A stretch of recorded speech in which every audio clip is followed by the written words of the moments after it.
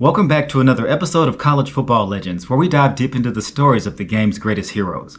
In today's episode, we're going to discuss one of the most polarizing figures in college football history and in sports media, and some of the decisions he made after the game of football that put a dark and tragic cloud over his legacy. If you find topics such as this interesting, please like and subscribe to our channel. You'll never miss an episode of College Football Legends.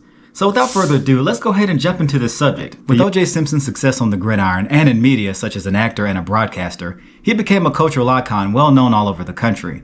Unfortunately, behind the scenes, he was making choices that was affecting his life personally, and more specifically his family. As a member of a very exclusive country club within Hollywood, he met a very beautiful waitress by the name of Nicole Brown, and their relationship flourished over time, despite being married with 2 children.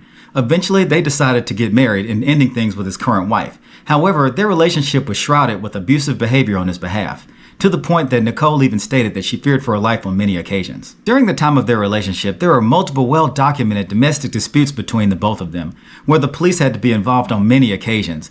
Eventually, they ended their marriage in 1992. Despite the ending of their marriage, O.J. Simpson on many occasions still kept tabs on her, to the point where he would plant people in her social circle just to report back to what she was doing. It was almost as though she had no escape, despite them separating several years prior. O.J.'s bizarre behavior towards her led to a very toxic interaction between the two, which ultimately led into the untimely death of Nicole Brown and an associate by the name of Ronald Goldman. The 1994 trial was one of the largest cases involving a celebrity up until that point, with O.J. Simpson's dream team such as Robert Kardashian, Robert Shapiro, and the very famous Johnnie Cochran, despite the evidence that was pointing in this direction, led to a very controversial acquittal. With this very controversial ruling, the country was split right down the center, where the predominantly white community was obviously outraged and surprisingly the black community celebrated.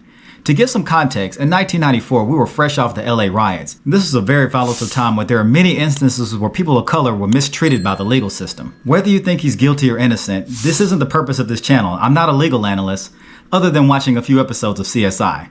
But regardless, leave your thoughts on this subject in the comment section below. Despite the evidence that might have pointed in his direction and the miraculous acquittal, you would think that he would lay low and try to stay out of trouble. However, this was far from the case. This was a man that continuously made bad decisions and couldn't get out of his own way. His transition to one of the most beloved figures to one of the most hated is something people will be discussing for ages.